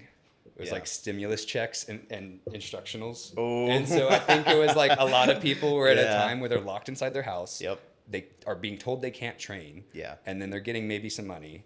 And then it's like, okay, well, you can go buy this instructional and maybe you can't train, but while you're in the pandemic, you watch some instructionals and you come back after the pandemic and, maybe a little bit more ready to go. Yeah. It definitely scratches that itch for people, right? During the pandemic. Yeah. And the other thing is that like if you just make it a habit, like I've found that if I watch a lot, it can be overwhelming. But if I watch one chapter and so like being an obsessive consumer of instructionals also helps me at Ocean just like be like, hey, these chapters are the perfect size. This one's a little bit too long. This one needs to be broken up. So when I'm filming these guys or we're coaching videographers and instructors, we could be like, hey, like this is the ideal length and this is the ideal like amount of like information you should cover so that you should watch one. If you make it just a habit to you're going to watch 365 chapters. If you can absorb more than that, like awesome. But if you just make it a habit of like daily instructional chapters, oh man, your awareness, it's going to be like a parabola. It's going to be like, oh, at first you're getting a little bit better, a little bit better, a little bit better. All of a sudden you're going to hit just like velocity where you're getting so much better from every little nugget of information you get, and you have so much awareness from all these different things that people are like, how do you know all this stuff? Yeah. You know? Yeah. Which I'm sure you like. You guys have a great coach at Fight Factory. Remind me of his name. Rodrigo. Rodrigo. Yeah, like he's one of those guys where you're like, oh man, this guy knows so much, right? Yeah. So that I think that's how you kind of get to that level. It takes a long time, right? But it's all those like daily little like. I can definitely see on the long time where like your learning can increase as you get more experience. Like you can learn faster because now I can digest so much more of an instructional because of like the background I have. Right. Whereas like beginners with Danaher instructionals, sometimes it's just way too much. Yeah. Right. And like for me, I love listening to him, but I know a lot of people are like, oh, it's so long. There's so many details. And it's like, yeah, you kind of have to work your way up to being ready for that. Yeah, for sure. It's like the advanced class versus the introduction class, right? It's like in school, like you want to jump into advanced math, which I don't know much about. I never made it that far. But as far as like basic arithmetic to, you know, algebra 4 calculus stuff, like that's going to be more Danaher stuff, right? So it's like getting there is a long road. Yeah. Yeah. What is great about John though is he does layer the cake. I've never seen anybody layer the cake better. Where it's like you show up to practice and he'll give you something and you're like, well, I'd have to be an idiot to not understand that, you know? And then he's like, all right, go drill it. And I'm like, well, this is like really basic, dude. And then I come back and then he's like, well, if you understand A, then B. And I'm like, of course, go drill it. And then he goes, well, if you understand A, B, then C, D. And I'm like, that's true. A, B, C, D. And then you go and you drill that. And then by the time you get to A, B, C, D, E, F, G, right? Like the last move you're drilling in practice, if you had walked in, if me before practice had walked in and been like, that's what we're fucking drilling today? No way. No way am I going to be able to do that. That's so high level. And then it's like, no, not only are you drilling it, you also understand why you're doing it, the principles attached to what's going on, your visual cues of like, when he does this, I do that. If he does that, I do that, you know? It's like that scene in The Office with the chessboard, you know? But yeah, I mean, it's like with Creed. With Creed, If it's you like do you this, do this, I'll I do do that. that. So good. Yeah, and it's like that's the end of practice. He's like, all right, now let's roll. I'm like, well, I got better today, you know. Yeah. And that's one day. That's just one layering of the cake, right? Where it's like, hey, super basic. You understand that this must be true. You understand that this must be true. And then it's just like by the time you're done with class, you're like, that I get that. That time span for complete cake is one day, generally. I mean, for like we're going over like one specific thing, right? And don't get me wrong, I'm not an expert by the time we're done with class, but I can we can drill something at a high level and I can get stuff out of it, even if it's not something that I have spent time repping and understanding. You know, he puts it very, very simply, very plainly, and then everybody in the gym obviously has, you know, incredible amounts of respect for him. So it's like super quiet and everyone's really dialed in. So if you miss any details, your training partner is probably going to be there to help you because they're really dialed in and focused on what's going on. So it's cool. It's a great place to train. And Yeah, you you seem very fortunate because you referred to, you know, the Penn State wrestling as like potentially one of the greatest sports programs of all time. Yeah. And I think it's fair to say that it's at least in the top for wrestling of all time. Yeah. And it's in its own sport. I'm And biased, then but it's pretty it's darn probably good. the best, right? And you got to be in that room in wrestling. Yeah. And then now you're at Kingsway in Austin, Texas with arguably the same situation for jiu-jitsu, right? Like pretty widely agreed upon, like if not the best team in the world, which I think it kind of has that credential, in the top 300%. Right. Year over year, and it's still growing, and there's still a lot of young athletes that haven't really seemed to quite hit their peak. So what's it been like training at Kingsway? Dude, it's awesome. And I see a lot of parallels. It's kind of like we were talking about before, like once you have the awareness of like, you can't unsee it. You know, I'll go to any training room and I'll be like, well, after seeing how they do things at Penn State and how they do things at Kingsway, I'm like very aware, very hyper aware of like ways that we can get better and do stuff like that. And like, that's one of the reasons coaching at the academy is so fun for me. Cause I'm like, I've got so much to learn from and like great examples. And I'm like, I have so many levels to build up as a coach. But, we talked a little bit before about like how wrestling is super developed in this way and jiu-jitsu is super developed in a different way, right? So the people that are able to understand both sides of the equation, right, in the ways that jiu-jitsu is less developed and the ways that wrestling is less developed, they're having massive success in their sport, right? The Penn State coaches are so unbelievably technical and so unbelievably specific about things. Like if Coach Casey is breaking down a position, I go, well, I know nothing about wrestling. This guy he's swimming in waters that I didn't even know existed, right? And then so it's like you talk about that level of understanding on the technical side, right?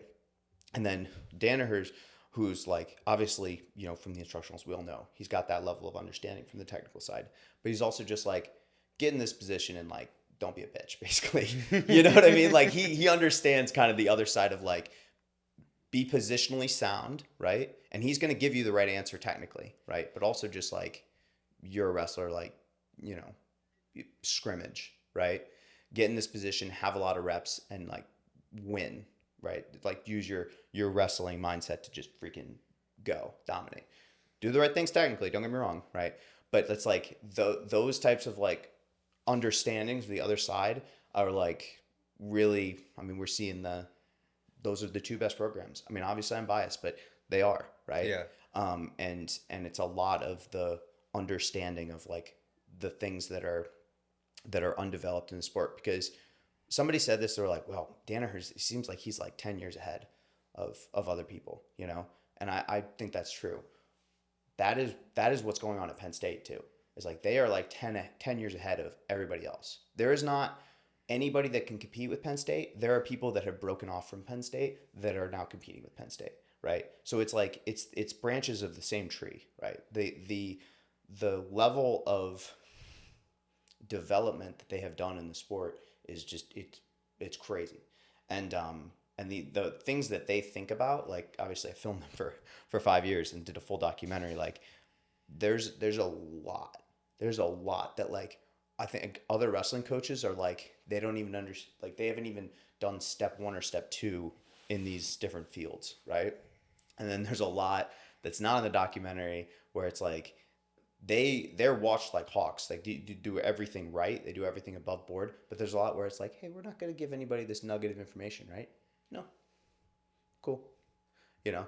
That's such an interesting side of like combat sports. Yeah. And how like the instructionals have taken that away. Yeah. Because when I started, there was that at every gym. Yeah. We've got our stuff and we don't really share it. Yeah. If you're in with this team, you can learn it. Yeah. But there wasn't that openness of information. And now it's like, you can't really beat Instagram. Everyone's posting everything. So Yeah. they're smart for not letting you in the room to film and post because there is a little bit of an advantage that you can get when you kind of have secrets like that. Yeah. Obviously for learning, you want to get access to it, but for the sake of staying at the top, like they got a little secret sauce. They can keep their secret sauce and make it an exclusive club. I'm sure it's probably one of the, if not the hardest wrestling program to get into for like a high school graduate, right? Yeah. I mean, it's pretty much like, yeah. They're the U23 world team is like 8 Penn State guys or something crazy. I don't remember. I'd have to look it up, but like the amount of like guys that are the college age that are on the world team and representing our country, it's like it's all Nittany Lion, it's all Penn State. On the college side, and then a lot of like the world team guys, you know, they're either the guy representing the United States or they're our first alternate, right? And it's like they're neck and neck with that guy, right? So yeah, I mean it's it's incredible. It's amazing, but the secrets are not necessarily like, they're like very simple things. You know what I mean? It's like the stuff that like I think that just people that go unnoticed or go unpaid attention to. It's not necessarily like the technique. Like Mitchell's showing a lot of stuff on Athletes Ocean that it's like, yeah, I mean that's the technique. Like that's the super high level way to do it. That's not necessarily the secret of like what makes their program great. Like there's a lot, a lot, you know, and it's just cool it was really cool to kind of peek behind the curtain and then also now be the guy that's not telling anybody anything about it. Yeah. So, Is there anything you can say to that point without, I don't know, like divulging too much to either other athletes or programs that you can speak on, of like maybe an approach to training, or like maybe like a mindset on like just how to become more efficient, get better faster, things like that, you know, without, you know, yeah, I mean, giving too much sauce. Yeah, I mean, Well, on one side, it's like the basics. So I'll give you like the three parts of the documentary. It's like each one is like a principle, right? Of like why their team is great, right? And maybe I don't think this is giving away too much, but it's like the first one's fun, right? Just have fun, right? Enjoy what you do. You're always gonna be better at what you do if you're enjoying it and you're actually like having fun with it, right? The second one is us versus us. There's a lot of like stress and there's a lot of like me versus this guy. Like we're in a battle. This is a combat sport, and it's like, okay, but like this is just a match for like this is just one match. It's 6 minutes or whatever it is, right? The rest of the year, you are not competing with this individual. You are competing with yourself. And so it's like to compare yourself to this individual is taking away a lot of your own energy. So you need to compare yourself to yourself and you need to optimize and get better. It doesn't matter if like you guys might look at me like I'm insane doing 75 hard as much as I do, but in my head, I'm like, that is just the next progressive step for where I'm at. And like even Ben, right? Ben is at a point in his recovery where he's like, yeah, it's difficult for me to do like 3 things during the day, like productive tasks throughout the day. He's like, I do 3 things. I'm like, I'm tired, right? It's like, that's where he's at. But he is focused on building to that next step, right? And so it's like, it's much more that game. And like, how fast can you run? What's the pace you can run at that game? So that's principle 2. And then principle 3 is faith. And it's like, yeah, be grateful, but like have faith in yourself, have faith in your training, have faith in God, and like a gratitude and an understanding that's like we have a very small opportunity here to chase what we're really passionate about, what we want to do. And if you're gonna do those things, then you gotta make the most out of it. And then you gotta have faith in yourself and your training and your coaches and everything that's gotten you to this point, that doesn't matter who this dude is, like you're going to do what you do and you're going to take him down and beat him. Right. So yeah, there's a little bit more on that, Sure. that third principle that I'll save for the documentary if it ever comes out. But like, it's really insightful, and it's not just like a good thing for like combat sports. It's a good thing for everybody to just live by. Like the amount of times I go to the Penn State room and Coach Kale's talking to the team beforehand, and it's like church. I mean, it's literally like, I'm like, wow, I needed that. I'm not a Penn State wrestler. I've never competed for you, coach, but I'm like, I needed that in my life, you know, just being a videographer, entrepreneur. I was like, that hit me. And so there's all these messages that he gives to the team that are just like exactly what you need to hear, and just, you know, fuel in your tank. That's dope. Like all those really resonate with me, particularly like us versus us. I know I've talked to you about it a bunch before in my training. I've been training for like coming up on like 4 years now, jiu-jitsu. And man, I've told so many other people, it's so hard for me to see my own progress. I feel like I'm just getting crushed every day, every damn day. Yeah. Like, nail, pop, nail, pop, nail, pop, me. But when you're talking about us versus us, man, like I could crush me a year from now. Yeah. Deaded. Yeah, he's done for. Done. Oh. 6 months. Yeah. 3 months. That dude's 1 getting month dog walked ago. around the mat. Yeah. Done. So, thinking like that really kind of puts things into perspective and helps a ton as far as training goes, and trying to avoid or just like really like not make it a focus of comparing yourself to other folks. Yeah. You know? So yeah, that's dope. And there's also secrets that I don't understand. Like every single year, and God bless the Hawkeyes, but they are injured when they go to the national tournament. They are strapping up their shoulders and they're like, one more tournament, and then it's the off season, like time to get tough. And then it's like Penn State's like relaxed, flowing. They're like listening to girly pop music on the mats, and they're about to just tech ball somebody. And it's Tonight like the music yeah, so loud. Yeah, like Jason played Friday by Rebecca Black for the last Friday. Don't, dude. I could not sleep last night. I was just in my head, just like that on repeat. And it's like the last 2 days, but it's like that formula of like, I don't understand it. I don't know how they do it, but the peaking at the right time. Jason has way more insight into it and like understands it because obviously he competes, but you're competed for Penn State. But like I was like, man, they are so good at it. It is a science. It is super intentional. Everything's super intentional, and one of the things that's really cool. This is going back is like they don't swear in their room. Like that's really intentional too. And so it's like all good vibes. It's like a sacred place, you know. So it's pretty cool. I would say on the first principle, the fun. Yeah. That's something that I care a lot about. Mm-hmm. And, you know, I've been doing jiu-jitsu with the Tackets. We all start at the same gym. And, like, we all enjoy hanging out. And we can get this vibe going on the mat. And, like, you know them and you know, like, their pedigree. So, like, they're legit professional grapplers. Yeah. But and nobody's having more fun than Andrew. Yeah, exactly. And, like, there's another team in jiu-jitsu in SoCal, some, like, older guys that are, like, earlier American black belts, right? Mm-hmm. And, like, their slogan is no one has more fun in jiu-jitsu. Yeah. And they're really good as well. Yeah. And, like, I've kind of been taking that where it's like, I don't know, man, I think we have a lot of We fun. have- we're kind of having a lot of fun. I like to totally think I'm up agree. there. Yeah. I have a great time on the mat. 100%. And we still get stuff done. Yeah. And I think sometimes people don't know how to incorporate that part. I think training can get really tough and monotonous when you're not having a good time. And we really try to emphasize being professional and having good training, but also making sure that we have a good time while we're doing it. Yeah. So I like that, and I would love to see the documentary. I hope that that gets settled because that sounds super cool.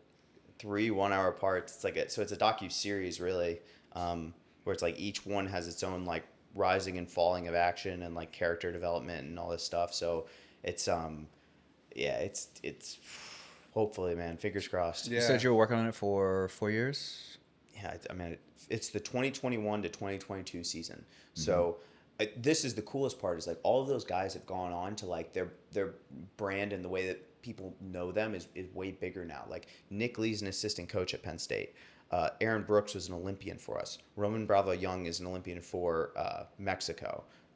Carter won 5 national titles. This is the story of him winning a second, you know? And then Max Dean is retired from wrestling and but he's just an absolute beast. And this is like his story in there is just like so good. Like anyway, it's like it's incredible. The whole thing, the characters, like they made it amazing. You know what I mean? Like I was just blessed to like to film it and be there to capture it. But like yeah, it's a cool story. So it's 2021-2022 season.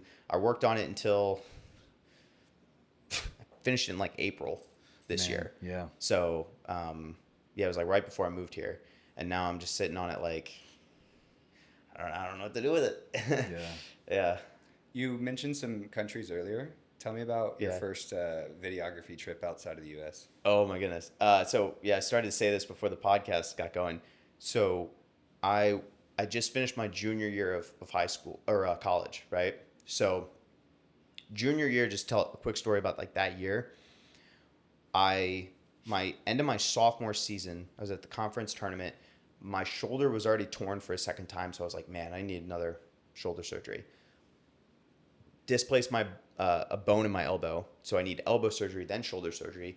Sitting on the couch, back-to-back rounds of painkillers, super depressed, thinking, well, my life is over. I hadn't made a video since basically high school, so videos were not even on my idea of like what I was going to do. Had a super big panic attack because I was John the Wrestler. That was me. That was my identity. I was so wrapped up in the sport. And I was like, man, I can't even All-American my sophomore year at a Division III school. I'm like thinking, man, I suck. Like, what the heck? I need back-to-back surgeries. Now I'm probably going to take my junior year off. What am I going to do? Okay, now I'm going into my senior year. What am I going to do for a living? Because I was trying to do this class project and I couldn't do it because I suck at school. I hate doing things I don't want to do. I'm better now. But like at the time I was really a bad student and I was like, if this is what work is like, if this is what the business world is like, I'm going to be a loser. I'm not going to be successful at all. So I was like, all right, I have to figure this out. So I'm freaking out. Didn't sleep for like 2 days. So little bit by little bit, I found like Casey Neistat, like the YouTuber, right? I started studying, making videos, and I was like, okay, well, I've always made sports highlights of like football games and stuff. Like, I got to like really study this. I got to really, really understand how to like make videos. And so I was like, well, how you do one thing is how you do anything. I practice wrestling 2 hours a day, so I should practice videos twice a day, and that's not even when I compete. Competing would be making the videos, so I need to study how to make the video for 2 hours a day. So I just obsessed like every single day, like I had practice. No one could talk to me about anything but making videos. I became just super sheltered and like locked in on the goal. That whole summer I studied how to make videos. What year was this? 2017. Yep. So when I came back to school the fall year, everyone's like, you know, what's up? Like, what are we doing? Basically, and I'm like, I'm starting a business. I'm filming videos all the time. Like, pretty much don't talk to me about anything else. And so I hustled. I made a ton of free videos. Then I started getting paid like $50 for a video. Then I started doing videos for our wrestling team at Whitewater because I was injured. By the time we got to nationals, I'd gotten pretty good at making a wrestling video, pretty good at making a wrestling highlight. So then track wrestling was at nationals, and I was like, hey, this is the CGI story in different font, by the way. Who's making your finals highlight? Oh, we've got a guy who's going to clip together some stuff together, and it'll be great. I'm like, I'll make you one for free. You'll have it by tonight, you know, or tomorrow, right? And it'll be free. Don't pay me, right? And they're like, oh. Do you have that video on your Instagram? Yeah. All right, I'm gonna find it. Yeah, I don't know if it's on my Instagram. I'll find it. I'll send it to you. Yeah. But and then it's my buddy like Jordan Newman in the finals, like flexing and winning nationals for the second time. It's freaking sick. And I still use footage from that video to this day. And then so basically I give that to track, knowing that the D1 tournament is next week, right? And I'm like, okay, like if they enjoyed this one, they'll hire me for D1s, and my foot will be in the door and we'll be good. And they needed a little bit of encouragement, but Andy Hamilton, shout out him. He works at Flow now. He worked at Track at the time, and he was like, yeah, dude, we'd love to have you out for D1s. We got you a media pass. So now like I'm filming backstage Division 1s, literally filming Jason win his third or fourth national title, right? And we hadn't met each other yet. Now we're obviously friends, business partners. But like filming a bunch of backstage stuff for Track. Then the World Cup is a couple weeks later. And I do the World Cup for track wrestling.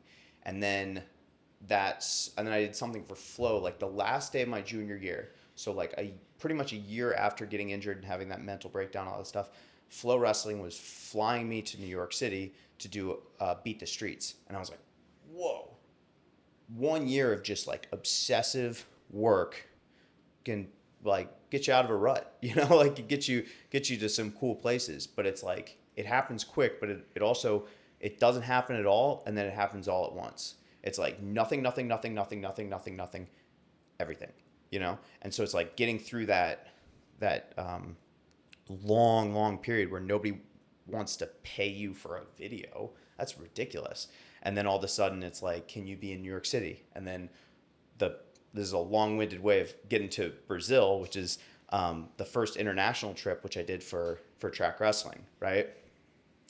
So this is a crazy story, because when I get to Brazil, I'm riding high. I'm like, I did it. I worked my tail off. I went from, you know, depressed and like, oh, my life is meaningless to I'm in Brazil on a business trip and I'm a college junior. I'm like, this is it, right? All my friends are going to be so jealous. This is so cool. So I get there and we had a driver. It was like the coolest thing ever, right? And this driver is always early, and his car is like air conditioned. He's giving you a drink, right? And you're like, oh, cool. This is sweet. So every day he's taking us to the event. He's always 15 minutes early, opens the door for us. The last day, he's not there. Right? Keep in mind, the entire time I've been enjoying this is my workcation. I've been flying my drone around. I've been putting my camera all over, getting the sights of Fortaleza, Brazil. not understanding that things in other countries are a little different. So the driver doesn't show up. And I'm like, this isn't like him at all. I've known him for a week because he's never late. And then I'm like, well, he'll get here. And then it's like, we need to leave now or we're going to be late to the event, which in Brazil doesn't mean much. But we have to, I'm just kidding. But we have to get a taxi, right? So I get in the taxi, go to the event. And I'm like, that's crazy. And someone comes up to me and they're like, did you hear what happened to the driver? I'm like, no, what happened? They're like, oh, he got in a verbal altercation and got shot in the arm. I was like, whoa. I was like, that's crazy. Are you serious? And like, yeah, dude, shot in the arm. He's in the hospital. And I'm like, is he alive? He's going to make it? Yeah, he's going to make it. But like, crazy, right? Like, dude, this is a dangerous place, right? Go about the event, keep working. Someone comes up to me, did you hear what happened to the driver? I'm like, yeah, he got in a verbal altercation and got shot in the arm. Just repeated exactly what they told me, right? They go, oh, is that what you think happened? I'm like, bro, what happened? And they're like, they shot him in the arm, put a gun to his head and said, where are the Americans with the camera equipment? And so I owe this man. I don't know his name. I don't know anything. Like, I know he was on time. He was a great dude. Gave me a water. Had an air-conditioned car. I don't know anything about this guy. I owe him my life. Because That's insane. Yeah. Damn. yeah, I was just like, oh, like, he's late. That's not like him. Like, let me get a taxi. I'm just like, meanwhile, I'm like, my sunglasses in my rolly bag, like, we're going to be late. You know, like, dude is fighting for my life. He's got a gun to his head. Oh, God. So that's terrifying. I actually never told my mom this story. So if she sees this podcast, she'll be a little freaked out. She was like, how was Brazil? I'm like, great. Almost missed my flight. Like, yeah. Yeah, I've been wanting to go to Brazil since I started training jiu-jitsu. Don't. And the problem with Don't. it, Dude, the problem with Well, it, I was going to say, don't wave your camera around. But yeah, and yeah. I've been told on that specific point because if I ever go, I want to make content. And I've kind of been checked on like, dude, you can't walk around with that camera out on Ipanema Beach or something. Like, people are going to try to get it from you, and you got to have like people with you that kind of know the local scene. And You it's know made it jiu-jitsu. to where it's like, all right, when am I going to go? I need to have like someone that speaks Portuguese and someone that's probably like maybe not just a Portuguese speaker, but maybe someone like from there or whatever. So Yeah. I will do it eventually, but that is absolutely terrifying. Yeah. I got to take a little quick pee break. Yeah. And we'll come back in and kind of wrap things up real quick. Sounds good. That's crazy, dude. Nuts, right? Damn. Yeah.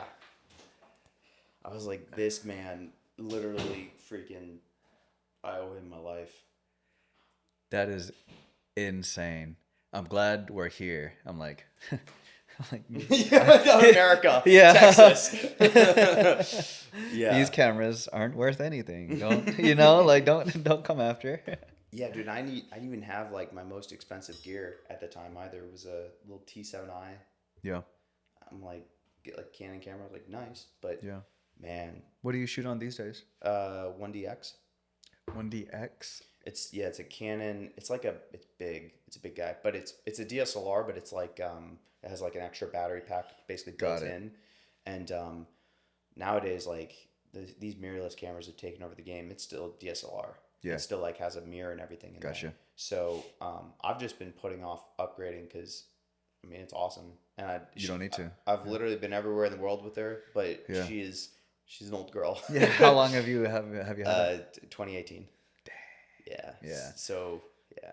Yeah, there's a lot of nice stuff out. It took me a while to accumulate all these, you know, and I started with a Sony. It was a 6500, little small mirrorless APS-C guy, and then I wanted to upgrade from that. I wasn't exactly sure where to go, what to do.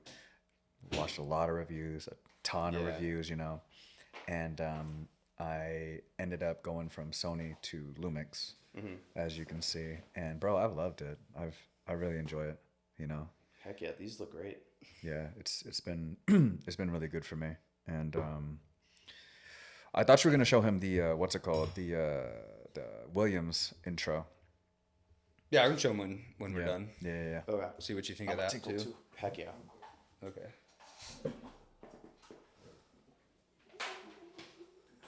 What's your next thing you have to do today?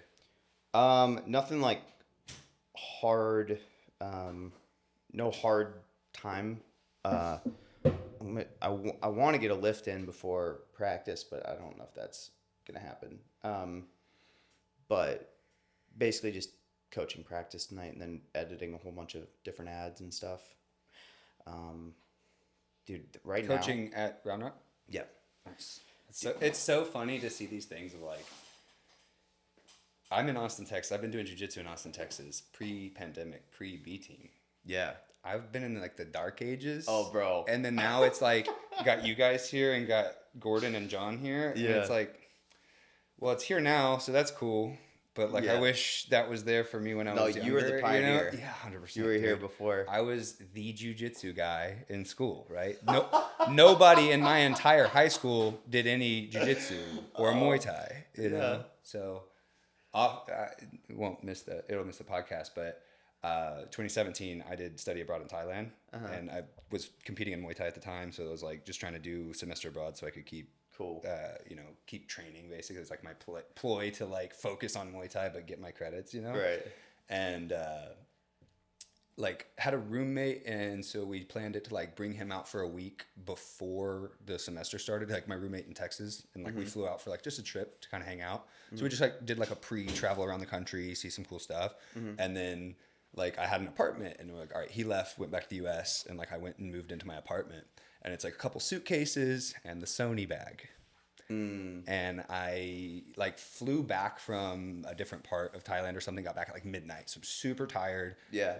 Load up all the luggage into the taxi from the airport, get to the apartment at like 1 a.m. and have to like wake this lady up to get my keys and stuff and get all my suitcases out. Wake up the next morning, can't find the Sony bag. Oh, boy. Oh no, where's the camera? And so like my first trip, that would have been really cool to catch some like killer content. I just straight up left in a taxi. And I had like paid cash. I had no like taxi number or anything. I didn't have like a way to like figure out where it went. And I'm You like, left your camera in the taxi? yeah. And you never got it back? Oh. Dang. And And it you was didn't like get it at the back? time it was like a A2 or whatever, like A7 II. Oh, or yeah. whatever. So it was like a good for 2017. It was like Yeah. the best, you know, Yeah. more or less. So A Seminar 2 in 2017 was like, yes, that was it. yeah.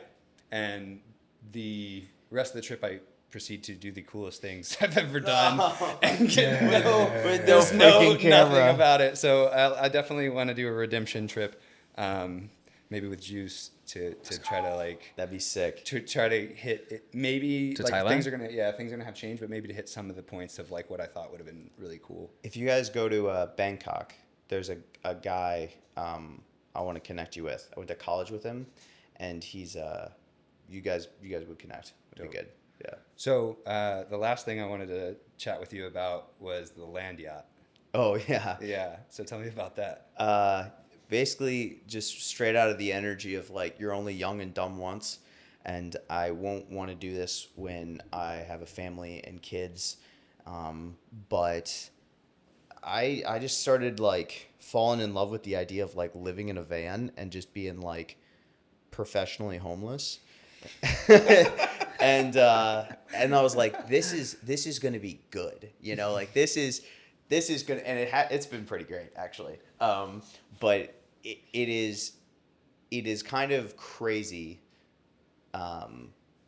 living in something that is very like, if it's in the shop, you don't have a house, you know, you don't have a shower, right? You need to go to a gym to shower. So if you're on the road, you just end up like smelling great. And but I fell in love with the idea of like your life has to be very simple, and you're a nomad, and like everything that you need is very organized and itemized. Like your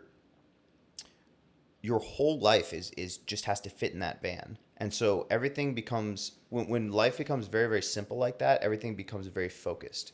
You know, it's like, okay, what's the goal? Today is to get like great instructionals. It's to get from Nebraska to Iowa and freaking stay alive and get to the next instructional, do a great job on it, and then you can sit in the Cracker Barrel parking lot and edit and then sleep. And then it's like this is the mission, this is the focus. Let's do this, you know? And so the biggest pros were just like the vibe and the energy. Like I think everybody kind of sees the van and they're like, oh, I want to do something like that. You know, it's like, it's a very attractive idea. It's a very like, oh, hell yeah. Like you're going for it, you know? And that's what got me. And I'm just like, I don't know, just did it. And then once I did it, I was like, this is actually insane. But it's also not as crazy as people think. Like most days in Pennsylvania, it was pretty much like I just lived at the office. Like our office is like in Pennsylvania is it's basically like, it looks like a house from the outside. It used to be a house and then it got converted to commercial real estate. So the studio that we were talking about with the podcast and stuff, like that's there. I had like a desk, I had like bean bags, a couch space, a kitchen, bathroom. So then it was like, I just sleep in the parking lot, you know? And then when I'm on a trip, then I've got the van, and the van is like self-sufficient. I've got my bathroom, I've got my fridge, I've got my sink, I've got my bed, obviously, right? And you got pictures, right? Of the van and stuff? Yeah. Yeah. Okay, I'm gonna hit you up for those. Heck yeah. Toss those up on. Yeah, heck yeah. So it's built out. I didn't build it out. I found one. I was like, I'm gonna build it. I'll do it. I'm a carpenter. Sure. No. Like I started doing like the smallest amount of research, and I was like, this is going to take so much time. I am aware of how much I don't know, but I'm not aware of how much I don't know, and I'm sure that is huge. I'm sure that is a huge amount of information that I'm like, if I put this together and I build my own, it is not going to look as good as this one that this engineer built, and it's modeled after a boat, and I like that. It's a land yacht. I'm buying it. Done. And so we literally went to Martha's Vineyard to get this. This guy lived on Martha's Vineyard in a van. And I was like, this is awesome. And he goes, yeah, I'm selling the van. Like, I'm an engineer. I lived in it for a year. Everything is like built to this standard. And I was like, I like that. And then he basically ran me through every little piece of the van and why it was the way it was. And like that level of intentionality, I was just like, I'm sold, dude. Like, this is my ride. So he wanted a high price for it. We talked him down a little bit, but I still ended up paying like a good amount for it. But I knew that if I did this, one, I wouldn't regret it. This would be like a life story for the rest of my life. I would be like super proud of myself for doing it and happy about it. And then two, it would be a really good opportunity for Athletes Ocean for me to just travel the country and get instructionals at like an insane rate. So yeah, that's pretty much what I did. There was a little bit of a time where the heater broke and I was shivering at night in Pennsylvania winter, and I was under like all the blankets and the winter coat, and I was sleeping in gloves and a beanie. That was not ideal. but once we fixed the heater, then it's like now I'm chilling. It's great. It's awesome to live in. Yeah, I would love to check it out. I do a lot of like camping and road tripping and stuff. So Yeah. I would love to see it just for like that side of it, because I would love to have something like that to, you know, go take a couple weeks off, or at least just like a week, and go hit like the beautiful parts of America. You still have it? I do. Okay. I do still have it. I should. I'm thinking about like what to do with it, and I'm thinking that I either want to sell it or I want to rent it out for weekends, because everybody wants one, but no one wants to own one. Right. And so I'm thinking like, oh, you want to go camping in it for a week? I was like, I'll like just take the van. Yeah. You know what I mean? Like if I can make that work, Hey, put it on a Turo. bro. You would do great on there, honestly. I'd probably make up. All right, well there you go. There you go. Side hustle unlocked. You Yeah. know? Yeah, dude. Because the van's freaking great, and it's never run better. Like it's never. I've everything in it has needed like a little bit of maintenance, but it's been designed so that it's like, hey, if like this starts to go bad after a certain amount of time, just replace it like this and stuff like that. And the guy that sold it to me, we have like a good relationship still, and Dope. And I'm like still hit him up for stuff. I'm like, I don't know what this is. What's going on? You know, what's going wrong with it? And he's like, oh, you need to like replace the water pump in this like right here, and then That's dope. and then just everything has needed like a little bit of like a Band-Aid, and not like intense surgery, but maybe minor things. So so now I have like a really good idea of like the whole thing, how it works, which is Does she have a name? the land yacht. No, land yacht. Okay. Yeah. Which Okay. I know we've been doing this all the time with like no context to you of what we're talking about. Yeah. But I knew it known as the land yacht, like I think from when you got it. Yeah. Right? Like, did the first guy call it that, or was that No, yours? I stepped in and I was like, this is what she is now. Which, when you sound it out, kind of makes sense. Sure. Yeah, so it's like modeled after a boat, like nautically themed. Like the handles are like cleats, like you would tie up a boat on like cleats and Sick, stuff yeah. like that. And then there's like the paneling is like it looks like the inside of like a ship. And then my mom got me like a boat pillow, like you would see on a sailboat, and like you could do a custom pillow that says anything. So it says the Land Yacht, Marion, Massachusetts, which is of course its home port. And it's got like a little anchor on it, and so it's like the vibe is it's intact, you know. And that's also even more awesome. hilarious being in like Central Texas where you're 4 hours away from the ocean. Like, oh wow, you're a long way from home. Yeah, definitely. So yeah, I mean it's fun. It's like it's got its own little personality to it. So Well, cool, man. Do you have any shout outs or places people can find more of your stuff? Athletes Ocean on Instagram. My personal Instagram is you brought it on. Last name Broughton, right? So you brought it on, the username from middle school. And other than that, just check out Athletes Ocean and keep watching instructionals and keep rolling. Awesome. Well, thanks so much for coming on. We really Dude. appreciate you coming out. I'm Cold Jiu Jitsu on Instagram. Which Instagram you want to shout out? Skilltree does something. Find it. And then you can follow both of us for the podcast at Game Plan the Pod on Instagram. Subscribe here on YouTube. Comment down below, and we'll see you soon. Yeet. Peace. This was so much fun. Bro, I'm so glad you came. This was so That was great. You guys are the dope, best. dude. Bro. And so this is only our third. Yeah. And But we're this will gonna be release the it as second. yeah, it's going to be 2, but this is our third time doing it. And like obviously we have had like I'm sure if you've been through this, you learn rapidly, right? And this one